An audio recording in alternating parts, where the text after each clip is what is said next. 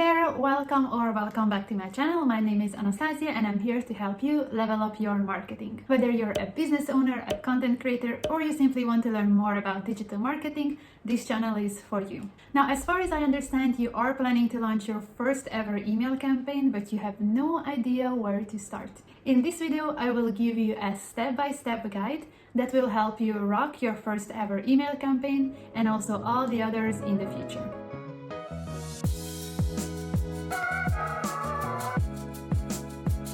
I know from experience that having the right plan can make or break your email campaigns. And as we all know the saying from Benjamin Franklin, if you fail to plan, you're planning to fail. For this reason, I have created a 7-step guide for you that will help you plan, prepare, and launch your first ever email campaign with ease. Also, if you have been already launching email campaigns but you're looking for a simpler or better way to do it, then keep on watching. Step number 1, define the purpose and the target audience.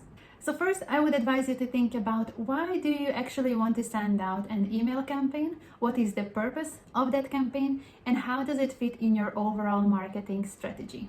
And while you're thinking about what is the purpose of this campaign, you can also think about who is the perfect target audience, who should receive your emails. Let's take 3 examples and see what is usually the reason why we're sending out emails. Reason number 1 might be that you want to stay on top of mind. You want to connect with your audience on a regular basis, so for that reason you want to send out weekly or monthly newsletters.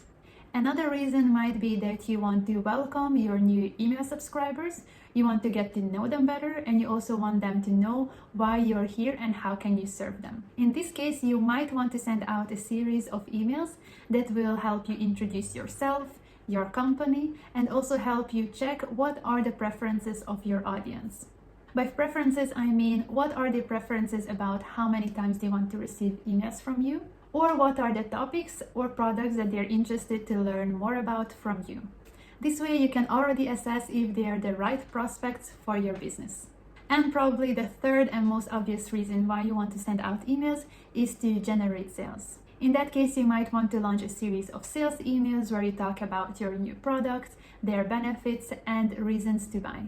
Whatever is the purpose of your email, you have to decide what is the ultimate goal, that ultimate action that you want your audience to take as soon as they open and read your emails. This will already give you some clarity around what your email should be about, how should it look like, and what should be the ultimate call to action button in your emails. Step number 2, research best practices or review previous email campaign performance. If you're completely new to email marketing, then I would advise you to research best practices that apply in email marketing overall or specifically to your industry. Some of these best practices might include the following tips. Make sure to have a healthy and active list of contacts. This way you will be able to have a high delivery rate. To avoid your audience unsubscribing from your emails, make sure you don't email them too many times. What spam words to avoid in your emails so you don't end up in the spam folder. You can also research what makes an email look good and also easy to read. I already have a video here that will teach you what are the 7 must-have email components, so check it out later if you're interested. If you already have been sending out email campaigns, then I would advise you to go back and look into your email analytics reports. You can easily identify best practices that apply specifically to you by looking at the best and worst performing email campaigns. I will tell you later which of my already existing videos can help you understand your email analytics reports better.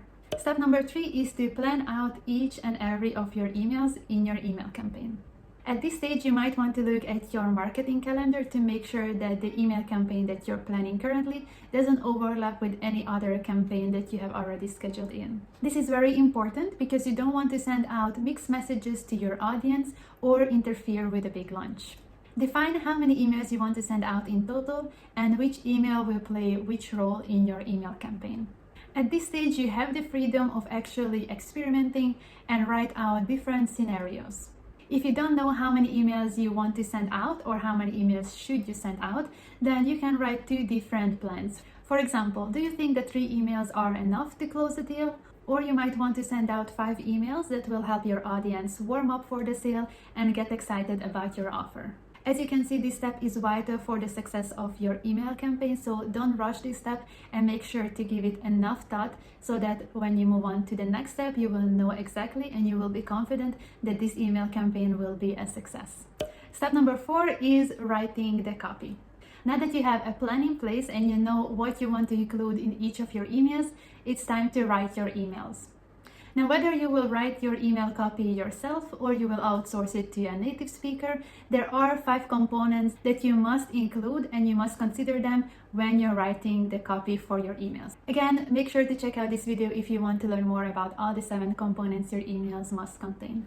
We're halfway through our step-by-step guide, so if you find this video useful so far, make sure to let me know by hitting the like button. Step number 5 is to create design assets. So design assets are basically images that bring dull text-only emails to life. As we all know, a picture is worth 1,000 words, so make sure to include images that can visualize your message. A design asset can be basically anything. It can be an image of your product, it can be an infographic, maybe you want to include some people who are smiling, or maybe an image of you. By the way, if you don't have budget for a fancy photo shoot or you don't have professional images of your products, you can always use free stock images that will help you get your message across. You're almost ready for lunch. All you have to do is to take your email copy, your design assets, and create your emails. When it comes to email creation best practices, I also have a video that can help you with that as well. This is a tutorial on how to create a simple email campaign and also 5 best practices. If you want to learn more about these 5 best practices, make sure to check out this video. I will also link it in the description below. If you need inspiration to make your emails look slick and up to date, then I would advise you to go to the website reallygoodemails.com. They have an abundance of choice when it comes to email examples. And the cool thing is that all these emails were sent out by real companies. So you will be able to look for email examples by category or by company.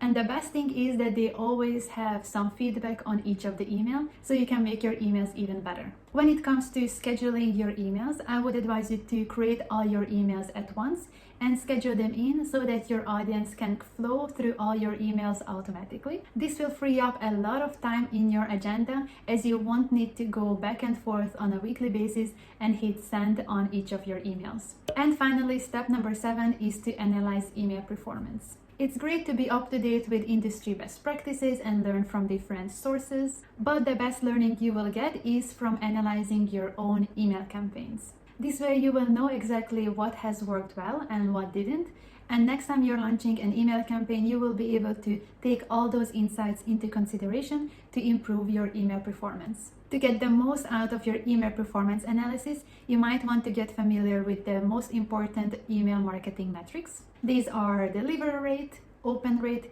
click to open rate, and bounce rate. Whenever you sit down to analyze your email campaign performance, make sure to check out this video here. In this video, I share with you 5 crucial questions that you want to ask yourself when you're conducting your analysis. After you have mastered the basics of email marketing, you might want to check out this video and learn about A/B split testing, or you can also check out this video here. Thank you for your attention, and I see you in the next one.